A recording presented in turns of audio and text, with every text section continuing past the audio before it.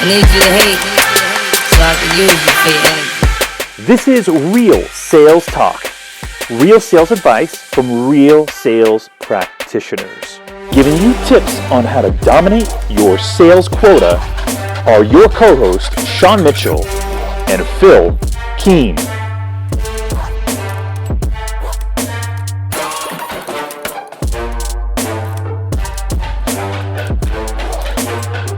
What is going on, Real Sales Talk family? We have a very special guest, a good friend of mine, but also someone I like to burn and roast as much as I possibly can, Josh Schwartz.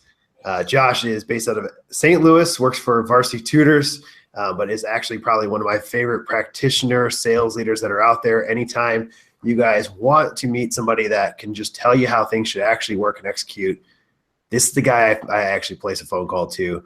Huge fan of Josh. Josh, thank you so much for coming on. Hey, super excited to be with you guys. Been a fan for at least 3 or 4 weeks now. I appreciate the loyalty. It's amazing. Long-time listener, first-time caller. Josh, I appreciate you coming on the show. So we're going to talk today motivating sales teams. Every time I'm looking like to go buy a sticker book and put up a whiteboard and put stickers on it, I call Josh because those are the types of ideas he throws at me. But no, in all seriousness, you have some great ideas. But first, tell me a little bit about your background and the teams you've led, and we can start from there. Yeah, sure. So I started in SaaS about 3 or 4 years ago. Started as like an account development manager before that was like a thing. So it's basically just an SDR at a company called Top Ops, which they're doing awesome things these days. And helped them with like building out their SDR team, got moved to like an account executive role, and eventually was like really helping them like onboard and train SDRs and some AEs and things like that. Eventually left there, went to a company called Biz Library, which is also in St. Louis, and really built out their sales development team. So we went from like about 3 or 4 to 10. And went and took their like opportunity creation process from, I think they were doing like 7 or 8 a person a month to about 16, 17 a month by the time I was done leading that team, and then was promoted to their director of sales there, and recently just left there. I had about 16 direct reports when I left, and was also helping oversee their SDR team, which was about 14. And I've been at Varsity Tutors since January, and I went there to be director of sales, senior director of sales. We have a team of about 40, and by August we'll have a team of about 70, 75. That's just in St. Louis, let alone what they're awesome. So wide range of teams, different sizes, different makeups, different stages of companies. So it's really interesting. Maybe talk about that dynamic as you grow. How do you stabilize a good culture in your sales team? Because I think that's a big part of motivating your team is getting them to be bought in. Yeah, it's been a super interesting process to see like how communication affects the different stages, right? Because you have to be able to communicate effectively and have that same message from like top to bottom with all these different sizes of companies. So that's been interesting. One thing that I've noticed as I've come to VT is that you have to have, if you were to do anything with like motivation or like sales contests or incentives, you really have to have like what I would call like the basics down. Like they have to know what their job is. Like they have to feel comfortable. Like they have to have a good commission plan and structure. And once they have like the bottom level things of like the Maslow's hierarchy of needs down, then you can really affect them with contests and incentives. So essentially, how do you do a contest? So now we're going into compensation and knowing your job. And for an account executive, your role might not be to produce pipeline, especially at a company that's, call it 40 or 50 or 70 account executives. Your job's not to produce pipeline a lot of times and prospect. It's to sell deals and close deals, but you still need them to go prospect on their own. Those are the top performers, the 1%ers. Well, how do you incentivize them to do their job, but also at the same time still keep building their own pipeline, to not have a silent sales floor, but also when you do a contest, not to make it feel forced? Yeah, so first of all, love level 11. I think one of the big things is like having it in front of your face all the time, but also like making it relevant. So if you want to do any sort of contest or incentive, you have to figure out like what the right KPI is that you're trying to push. So if I'm getting ready to change something, or if we're trying to like affect something, like we have to figure out that first, right? I want to know what that KPI is. Then we're going to formulate the sales contest around whatever we're like activity or behavior we're trying to reinforce or drive. Does that make sense? Makes a lot of sense. So let's drop it down one more level. So give me an example, a tactical example of a KPI that you wanted to drive and a contest you did to push it. So sure, for right now, like we're really trying to drive what we call like 4-minute conversations. I know it sounds like a crazy KPI to track, but we track everything from, bottom level from dials to 90-second conversations to 4-second conversations. And what we find is that if you can get to 4 minutes, then you actually overcame some objections and you're probably actually getting into a conversation. You know what I mean? So that's actually, I just sent a message this morning to my team. I was like, hey, next month we're doing 4-minute conversations. Let's figure out a way to do it. So what is next month? Is it May? May. What's in May? I don't know. I'm sure there's some sort of like sports or the Indianapolis 500, the Indianapolis Motor Speedway, the world's greatest race is May 28th, I believe, this year. All right, sure. So let's say that we wanted to do anything but that, because that sounds terrible. I don't want to. It's fast cars. It is amazing. For anybody that is not from Indianapolis, you need to come. Please tell me that you're on your way, and I'd love to hook up at the event. I'm sure you'd see some great Snapchats with not so. So I think some of the ideas that we're floating around for contests right now, it's kind of like pitting the teams against each other. So I'm thinking about, like basically like dressing up as a hot dog, or like whatever team loses has to dress up as like, an apple or whatever, and for a day and like walk around the office, because I think like public shaming is probably one of the best ways to really motivate people. Like they don't care as much about money. Like I can hand out a $25 gift certificate every day and like nobody would care, but to see your boss like come in dressed as a hot dog, it's fantastic. They love it. So yeah, we're actually in the middle of a call blitz right now that I'm supposed to be a part of, and we set 25 meetings this afternoon. Then we're gonna get a giant fat head of our CEO and put it up on the wall. So people are down with that. They love it. It's that kind of stuff. Like the public shaming thing is great. Like I love self-deprecation. Like I'll make fun of myself all day long, which is probably why Phil's so good at making fun of me. So I will make fun of you all day long as well. So we have that commonality. I think that's why we're friends. Yeah, and I love it. So yeah, please do. So there's little things like that, right? Which is good. If you want to do like daily contests, I know that like I'll print out some Cardinals tickets. We're from St. Louis, go Cardinals. And they're starting off terrible. And I'll throw them on the desk and I'll say like, hey, first person to hit blank sales today, they're yours. It's very simple, right? So that's like a daily one. If we want to do something for like weekly, we'd probably increase the spend on that. I know we've been giving away like iPads for like weekly contests. Or we were giving away 60-inch TVs as well. So come work for Varsity Tutors and get a 60-inch TV screen. But I think it's good. Actually, one of our top performing account executives made the point to me. He's like, I actually don't like when you give me money. Yeah. Because when you give me money, it means I have to tell like my significant other about the fact that I have money. Versus if you give me tickets to go to see the St. Louis Cardinals game. Yeah. I'll work really hard for that because it's something I don't have to take out of my bank account, and it's an experience for me. So I think it's giving that experience to people. We gave away an Alexa during Christmas. Like it's not a terribly expensive item, but it was one of those things that it was cool. It was hard to find. People kind of thought it was a unique gift. And we made people go find it out for it. And the second place was like a 27-inch monitor for their desk. Like swag that is constantly sitting there in front of you is a really good way to keep incentivizing people. And the people that are winning these contests usually have this decked out desk where it's like, who is that guy in that command center? And that's what you're looking for. No doubt. Yeah, we were giving away tiles, which are like those Bluetooth trackers for like your keys and your phone or wallet. I just put a stack of them on my desk, and we have a very transactional sale. So I just said, hey, first person to do like make a 50-hour sale, which we sell like tutoring hours, like you get one of these. And I just threw it in the chat like that we have, and like started talking about the details, and people were freaking out. I mean, that thing's like $15. Right. But it was cool. It was something it's something to go shoot for, which is interesting.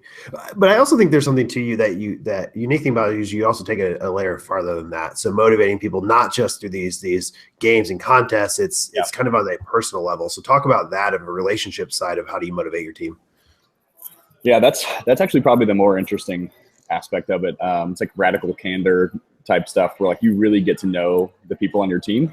I know that some sales leaders, especially considering we like high turnover and things, like they're scared to get to know their people. I completely disagree with that. like you should really get to know the people that work for you. And you should know what motivates them. Like for example, like we always say that salespeople are motivated by money. Well, that's bullshit. It really is. It's what are they going to use that money for? And that's what I want to know, because I want to remind them, like, hey, you got to go buy diapers for your newborn baby. Hit the phone. You know, like quit complaining, like overcome objections, like execute the pain funnel, quit being lazy. Yeah, like some of the stuff, and sorry to cut you off, Phill, is like, we know that salespeople are like love the path of least resistance. Like won't use their upfront contract just because, and then they'll complain like, well, I didn't make any sales today. Well, it's like, no shit, you didn't follow the process. Right. I put this process in place for a reason. It's interesting. Yeah. So we actually talked about this at the last event that you and I were together with. Is we talked about the same incentive. People are incentivized by the outcome, and the money is giving you the outcome. In the sense of the book was a Dream Manager that I recommended at the show that we were at. But the conversation was the people at that job, and it was some manual like manufacturing job. There was a woman who really just wanted a car so she didn't have to take the bus and go through a really bad neighborhood to get home. Right. Incentive. So if you can get her a path and understand how she can get a car so she doesn't have to go through a really bad neighborhood to get home and she's safe, made a lot of people. So and then you and I go back in the conversation. Well, if you're good enough at metrics, I could actually show you that when I pick up my phone, it's worth 42 cents. And every time you pick it up, that's going to get you 42 cents closer to your goal. Like that's the type of management. If you can get that deep, a behavioral metric that drives back to your ultimate goal, it's really deep. And I think it takes that.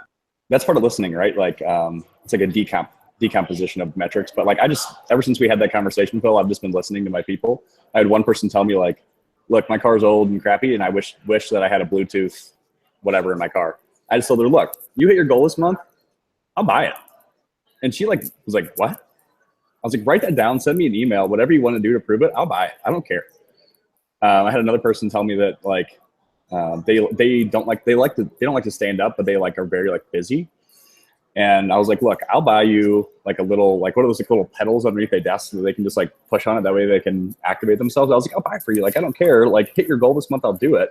But it's funny because like they understand that I'm listening to them. Yeah. And I'll give them. At what point do you have those conversations? Is this during your one-on-ones, or are they more informal where you have these conversations where you're learning what those intrinsic motivators are? So it's all over the place. We start in our interviews.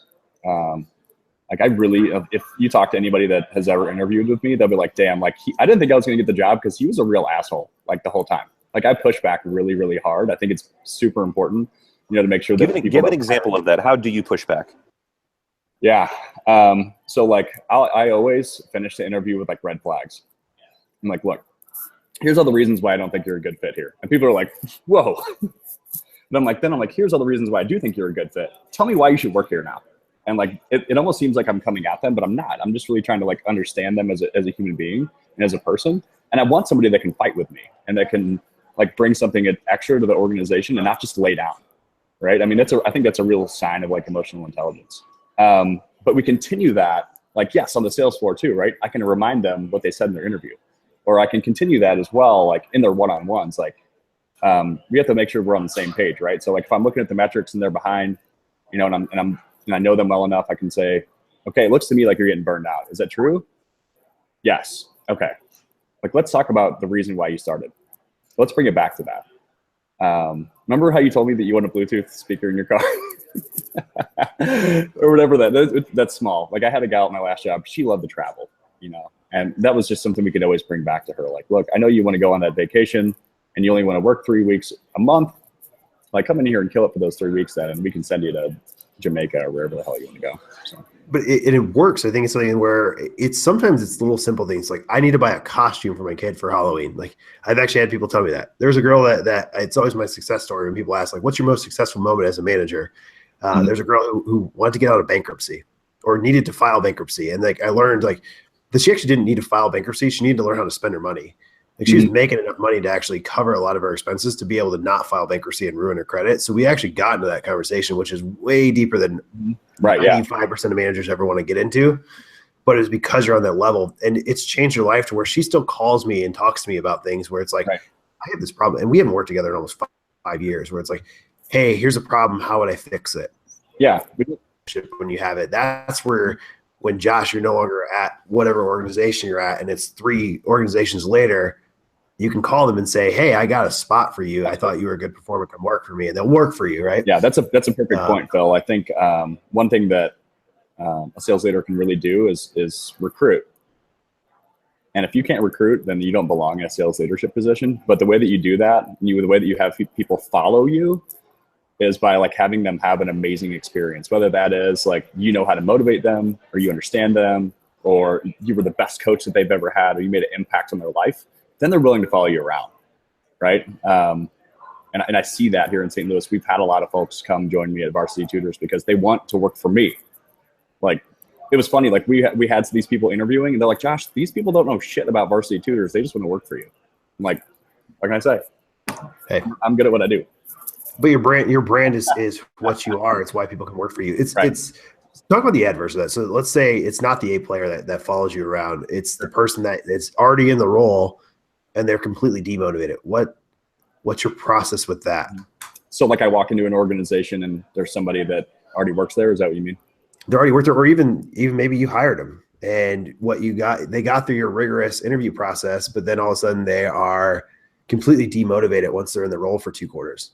Yeah, that's interesting. So I think a lot of times salespeople get demotivated when they're not having results, right? So I think that is a sales coaching thing. Like if I have a rep that's demotivated because he's not having results, and we got to go back and we got to figure out why. Actually, this just happened late last week and early this week. So we had a very serious sit down conversation with one of our reps about the things that he was doing wrong, and we figured out yeah, he's demotivated because he's not making sales. And it was all about the coaching, right? Like, change this, this, and this, and your whole day will change. Like, your whole week will change, then your month will change, then it'll hit your commission check, and then boom, you're out of that funk. So it all goes back to coaching. But as you start to grow that team where you have 60, 75 sales reps, and you're responsible for having those conversations of discovering intrinsic motivation and reminding them of that and making sure that they're on track to achieve whatever it is that's motivating them. Practically speaking, how do you keep track of that? I mean, do you just have a really great memory where you remember every conversation? Or do you have, are you taking voice memos? Are you taking notes? How do you remember all that and then, bring that up again in future conversations with your sales reps? So I think that goes to the right ratio of salespeople to manager. And which I know when we started, we were somewhere like 19-1, which is crazy. We're heading down towards 10, 11, 12, which is probably a little bit too much, but something that we can handle. So for me, to kind of push back against you, the right answer is I don't do it myself. I teach my sales managers how to do that, and then they go and do it. Right. So that's an interesting dynamic, right? So you're now 2 layers removed from the line level.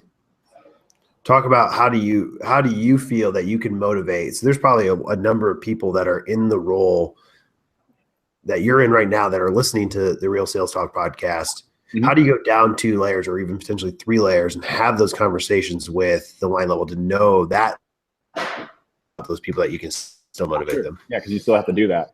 How much time are you spending on the sales floor instead of behind dashboards? Right? You have to go out there. You have to make yourself available. You have to be proactive instead of reactive. Right? So if you see me at work, I'm just wandering around the sales floor when I don't have anything else on my calendar. But also block that out. I'm going to block out that time to go and walk around and talk to people and get feedback from people and be proactive about it, because they know what's going on. They're in the thick of it. They're on the front lines, and you'll pick up things from them that you wouldn't know. You'll be able to have those types of conversations very quickly with them. And when they see somebody like that coming out on the floor, they're like, holy shit, what is he doing out here all the time? Because they're not used to that. They're used to somebody hiding and sending emails or whatever, So Yeah, I think it's definitely a differentiator whenever you're a leader and you're visible, and it makes people know that you care. And honestly, and I know you do this, is you sit down at a desk and you pick up the phone sometimes. I do, Like, yeah. even just showing, hey, that I'm willing to put my time and my effort into this, just like you are, and I'm going to get as dirty as I possibly can to help you out. Mm-hmm. Playing in the dirt sometimes helps a ton. So I love that about your strategy, and it's a unique quality for a lot of sales leaders that just don't do it. So yeah. I think you have to, I mean, if you're trying to give advice and feedback to people that don't think that you know how to do the job, I mean, it's not going to sink in, right? So yeah, sometimes you got to do it. So one more question, I guess, and then we're going to run into a rapid fire exclusive YouTube content for everybody that's not listening to YouTube. You're going to need to go to YouTube. So switch over or finish the podcast on iTunes and leave us a review. Then switch over to subscribe on YouTube and jump on. So all that has to happen before you can listen to all the exclusive content. But all right, so talk about your transition. We talked about this a little bit with Morgan J. Ingram, the one and only Morgan J. Ingram. The myth, the legend, Morgan Graham. So Morgan J. Ingram, a mutual friend for a lot of us, great guy. But the transition going from an account executive to a director of sales, talk about how you made that transition and you were still able to motivate people that were once your peers and are no longer your peers. Yeah, I think in my position, it was recognizing skill gaps, right? I knew that like I would need to be able to speak in front of people better. Like I knew that I was going to need to be able to draw on the board. Like I knew that I was going to have to come up with shit on the fly every morning on the way to work. So practice it. Like if you know that those are the things that you have to do, then you have to start somewhere. So go grab an SDR and go teach them. Right? We always talk about like that handoff process, like between an account executive and SDR, and like how they should be talking before and afterwards. Well, like that's like one of the perfect places for you to start learning your leadership skills is by teaching somebody. But it's also the best way for you to learn. Like if you really want to learn, go teach somebody something and then realize afterwards that you're like, holy shit, did I know those things or did I just make that up? You know, like, so yeah, I think that transition process was super interesting. I think but a lot of it came from that experience that I actually had at Top Ops where I could like grab people to the side, teach them things. Like I was volunteering to help them with their onboarding process. Like I would go to their stand-ups, so like daily stand-ups, and I would say like, hey, I got 45 minutes free today. Who wants coaching? And like every single person would like raise their hand, like me, like right now. And I would just pull them all into a room and then we would go talk, or I would do a demo. Yeah. So. And I think something to call out there is that you can tell that you want it to help and train and coach and develop other people. So you needed to do it. It was your makeup was to do that. So I think that was something that I just want to make sure people understand that you were already doing it before the job actually happened. So it was an easy, natural transition for you. Absolutely. Yeah, I think you have to practice doing it. And the only way you can practice doing it is to do it, right? It's like golf. Like you're going to be terrible at golf unless you go play golf. Kind of story. Exactly. And you got to keep doing it. All right, so we're going to jump into exclusive content. We're going to rapid fire 3 questions to you, Josh. Give me what's the top of your head. Go with the gut reaction. We're going to kick into, if you're not on YouTube, go check out YouTube, subscribe, and enjoy all the wonderful content that we have popping up. So, Josh, one book that you've read that has changed your sales career? Sales Acceleration Formula, Mark Roberge. Why? The data behind the process. I mean, understanding how to run sales contests and why. I mean, I literally just keep that thing like on my desk as like a Bible. So, I mean, if you haven't read that, like that's the book. Actually, it's funny. Was it John Hardy from Data Nice gave that to me at Dreamforce, and he was like, "Here's the book you have to read," and I was just like, "Okay." And I read it on the way home, and like that was it. Now it's forever ingrained. That's awesome. So, tell me the best contest you've ever run, and why. Everybody laughs at like the pie throwing things, but I think one of the most successful ones I did is I knew I was going to be out of town for, go and speak on some panel or whatever. And I knew that Mondays was like our worst day for SDRs. So I just told them, I go, look guys, we average like 5 opportunities or whatever on Mondays. If you get me triple that, like you guys can all throw pies in my face when I come back on Wednesday. And like we were standing in like on a stand up, like one-on-one, and like every single person's face was like, they were freaking out. Like I gave them like a 2-day warning. So guess what they did? They sandbagged like all the way till Monday. And then when I came back, like they were ready. But it was hilarious. It really like helped like bring the team like together from like a cohesive perspective. And it like once again showed them that I'm willing to do things for them to motivate them. Don't get me wrong, my CEO at the time, he hated it, and like I got drilled for it. So hey, sometimes you gotta have a little fun though, right? All right, I need more ammunition to make fun of you about. What is the most embarrassing thing that's ever happened to you during sales?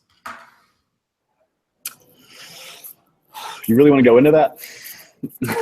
I don't know. I don't get embarrassed super easy, to be honest. But I think okay, so I got on a call one time. I was an account executive, popped on, and he basically was like, okay. He was like 5 minutes early. He was like, okay, let's do this. Show me the demo. And I told him no. I was like, no, I'm not going to show you the demo. He goes, and he was like pushing back. He's like, look, Josh, like, show me the demo or I'm going to leave. And I told him, I was like, bye. Anyways, like the person that actually scheduled the demo with, like the senior director of operations or something like that, came on right after that. And he was like, oh shit, was the CEO on? I was like, yeah. He goes, that dude was a dick. Anyways, afterwards, like I got reamed once again. I was like super embarrassed about like not willing to give this guy a demo. But I was like holding my guns. Like everybody knows in SaaS, like the demo's not important. It's all about discovery and it's all about like pulling those things back into the demo. So, but don't get me wrong. The embarrassing part was that the whole room, like I was sitting in a room full of SERs. So there was like 6 of them in there and they all heard that. So sometimes you got to stick to your guns a little bit, right? So awesome, Josh. It's been a pleasure. How can we go seek out getting in touch with you, finding you? Yeah, so you'll have to look into Phil's CRM to see like where I'm working at apparently, because I might be at Ops, I might be at Biz Library, I might be at Varsity Tutors, I might be who knows. Or I mean, most easiest way to be honest with you is reach out to me on LinkedIn, or tweet at me. Like I don't think I've ever been tweeted at where I didn't answer it. There you go. Awesome. Well, we appreciate your time. Anything else you want to leave the audience before you take off? Let's go Blues, not the Blackhawks. So you guys, luckily you won yesterday, but Blackhawks, shout out to the Blackhawks. It's going to be another, hopefully, Stanley Cup playoffs that for us that we take home another cup, a dynasty, you might call it. I don't know. Mm-hmm. So awesome. Real Sales Talk family has been great. Thank you so much for joining us on episode 7 of season 6. Josh, it's been an absolute pleasure. Sean, you're in Atlanta. Enjoy Outbound. Have a blast. We'll get a full recap, I'm sure, on the next Tech Talk that we record. But everybody else, see you next time.